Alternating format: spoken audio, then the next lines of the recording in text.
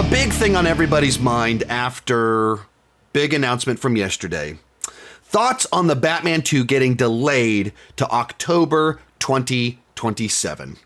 So if you did not see this, this was big news yesterday that the Batman will not be coming out until October of 2027.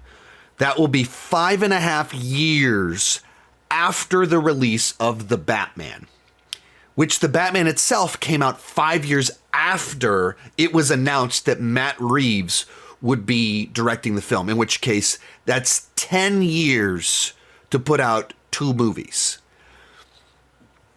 That's definitely on the slow side in the modern era. Like when I started this YouTube channel, in the month of January 2027, I decided to do daily movie news. And the big topic that came up almost every other day was whether Ben Affleck was going to write and direct The Batman. Like, I'm doing it. I'm not doing it. This rumor came out. No, he's still doing it. He went on a talk show and said he was still doing it. 2 weeks later, he left the project. He straight up said live on a TV show he's doing it. And then shortly afterwards, they announced Matt Reeves would be writing and directing the film. And he was finishing up War of the Planet of the Apes. And it took 5 years for that movie to come out. So some of us assumed it was like, okay, he's mapping out the universe. He's got a big plan for where he's going. Thus, when it's taking a long time once again for us to get the sequel, some of us are kind of like, that's weird. It's weird how long some of this is taking. And so James Gunn chimed in. People are like, hey, can you give some context? Is this true? Has the movie really been delayed another year? Because it's been green-lit for 3 years now, and they've been telling us we're working on the script, we're working on the script, we're working on the script. So it gets delayed again. Here's what James Gunn chimed in to give a little bit more perspective on it. And he said this. Sure, yes, it is true. The only reason for the delay is there isn't a full script. Those of you who follow me probably know that already. Matt is committed to making the best film he possibly can, and no one can accurately guess exactly how long a script will take to write. Once there's a finished script, there is around a 2 years for pre-production, shooting, and post-production on big films. So at face value, pretty reasonable take that, hey, there's no like big story here. We don't have a script, so we have to push things back. If you read it at face value, it makes sense. It's a little bit more complicated than that because there's been other things released and said over the last few weeks. Very recently, Matt Reeves said, yeah, we're just about done. We're finishing up the script now. And they've said things like, we're going to shoot the movie in the middle of next year. Like they had on the schedule, we're planning to shoot the movie. So you're kind of going like, what sense do we make of this when one of them says, hey, we're finishing up the script. The other one says we don't have a full script and we're supposed to start shooting it in a little bit. Like that was said. And you'd have like a year turnaround once you're shooting. So there's some confusion in what's being communicated. And I think a lot of that is where some frustration is coming from. But then beyond that, Mr. Gunn decided to chime in a second time to continue to elaborate. And I think the second comment he made was foolish. I don't think this was a particularly wise statement where he said this. A 5-year gap or more is fairly common in sequels.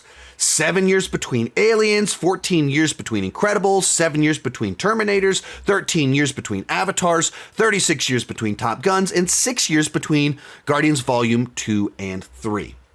So, once again, if you take it kind of at face value, like, okay, yeah, I mean, there's a past history of sequels taking a long time to come out, so that's not too terrible what he's saying there, until you look at the examples he gives, where first off, half of them are just James Cameron movies. So like right there, it's like, well, hey, the people take a long time. For example, James Cameron. That's what this kind of post looks like. He lists off a bunch of movies that came out in decades past that were not made to be franchise films. Alien, Terminator, Avatar, none of these were designed from the get-go to be franchise. Top Gun, designed to be franchises. So the fact that it took a while, it means something different there. Like, you're really being selective about which movies he chooses. And then the one modern franchise he picks is Guardians of the Galaxy, where obviously the sequel wasn't supposed to take 6 years. He was fired and it was delayed years because of that. It was supposed to come out much sooner. So it seems pretty disingenuous to put that tweet. I think it's very ill-advised because I like James Gunn. I'm on his side. I want his universe to succeed. The first one, hey, we don't have a complete script. Fair enough. Second one, hey, this is totally normal. There's nothing weird about this at all. Yes, there is. Yet this is not the same thing. This is a franchise that regularly puts out movies. That was the assumption going into it. And a sequel was greenlit almost immediately after the Batman came out. And you've spent 3 years saying, we're working on the script. We're working on the script. We're working on the script. Or Reeves has been saying that, not Gunn. And now Gunn is chiming in on that. But we're working on the script for 3 years. And then you're like, yeah, here's our release date. Just kidding. It's moving a little bit backwards. That is not the same thing as Terminator 2. They did not greenlight a sequel in 1984 and spend 7 years delaying the release. When you announce a sequel and when you're working one of these franchises, the turnaround is obviously normally quicker than this. This is a slow process. You are taking a long time. It's okay to acknowledge that. There's nothing wrong with saying, yeah, we're taking our time, like it's taking longer than expected. So a couple other factors that kind of tie into this a little bit. 3 different accounts, a Viewer Anon, Grace Randolph, and Big Screen Leaks, all 3 of them kind of in leaker space have said there's something going on in Reeves's personal life that explains what's going on. And it's not their place to share that. If Reeves wants to share it, he can. And if he chooses to do so, everyone will go, that makes sense. I don't want to get into speculating as to what that means. I hear that and I go, okay, I'm glad there's a reason. I'm sorry that he's struggling with something.